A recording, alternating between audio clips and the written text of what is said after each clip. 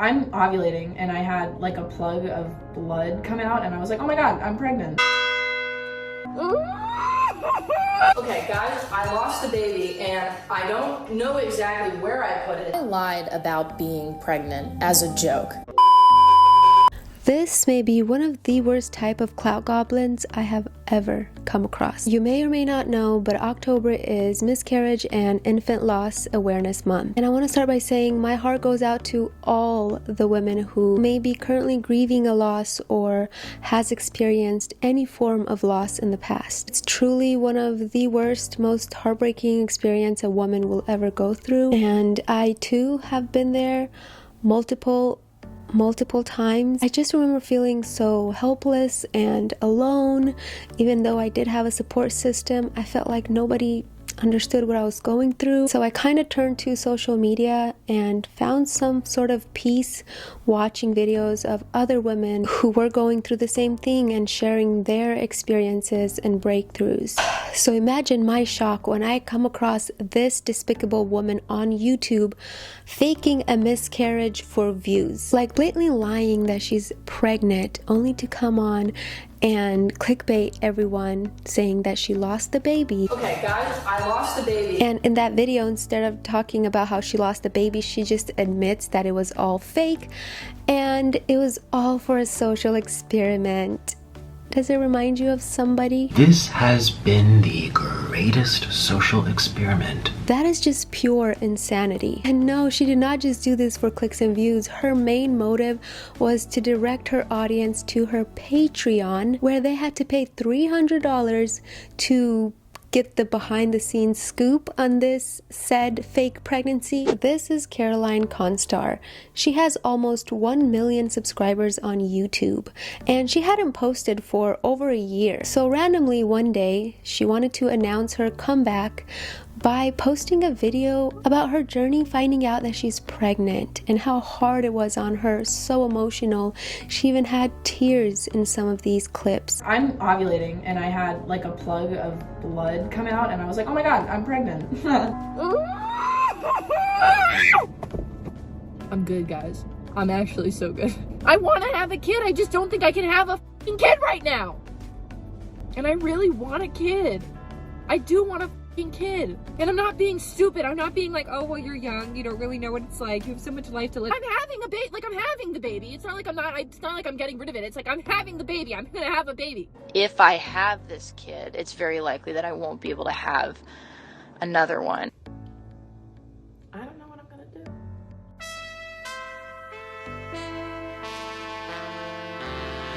I'm currently in my second trimester.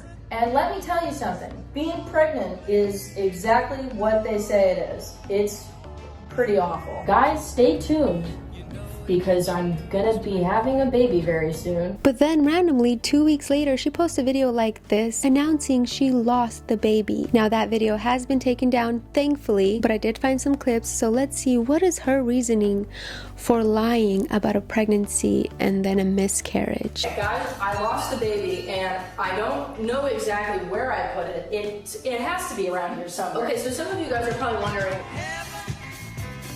No, I am not pregnant. So cute and funny, isn't she? No. And I'm sure some of you are shocked. I'm sure some of you are not surprised at all. I'm sure some of you don't care. But some of you might be asking, Yeah, go ahead and tell us.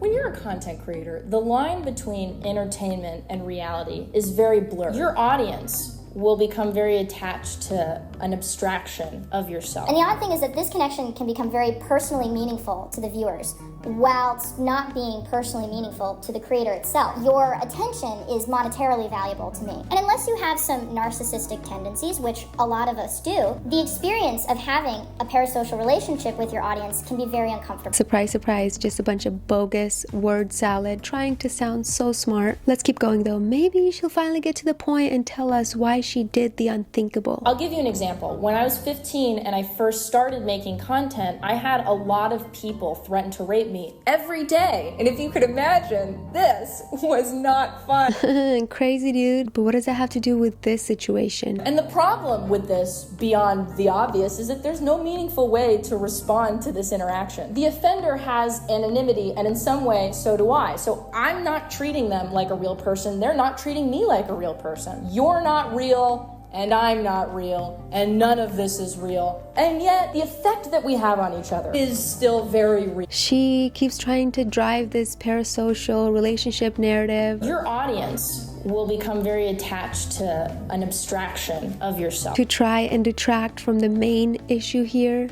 lying about a pregnancy and miscarriage. It's giving 2 steps ahead vibes. 2 steps ahead. But so much worse, because she is harping on a topic that is truly traumatic to many women and making light of it as if it's a joke. I lied about being pregnant as a joke. So what's the joke? And the joke is not that pregnancy under strenuous circumstances is funny. The joke is not that the audience was gullible enough to believe that I was pregnant. The joke is you connected to something that wasn't real. And I have become something that isn't real. I mean, the lengths this girl went to joke about something so real and sensitive that many people go through is actually psychotic. It's giving mental illness. Also, I wonder what she was thinking about when she was filming all these clips, knowing she would eventually have to come out and admit it was all fake. Like, how did she think the audience would react to her sick joke? The joke is you connected to something that wasn't real. And I have become something that isn't real. Yes, of course people are going to have an emotional reaction to that, because no one would assume someone would fake something like that. It's equivalent to faking an illness and trying to raise money on your GoFund. It's one of the sickest things you could do on the internet. We all come here to find this connection over and over again. And we don't really find it until now, when you subscribe to my Patreon. Oh, that makes more sense. Why didn't you just say that from the beginning? This entire stunt has been an advertisement for my Patreon. Haha, so funny. No. And on Patreon, she has a tier for $300. Let's see what she offers in this tier. Well, if you pay $300 a month, you will get general support, whatever that means, behind the scenes exclusive content, and top secret info about this pregnancy that she never had. I'm also announcing that I'm coming back to YouTube. Listen. No, you listen, because I've heard enough of this nonsense.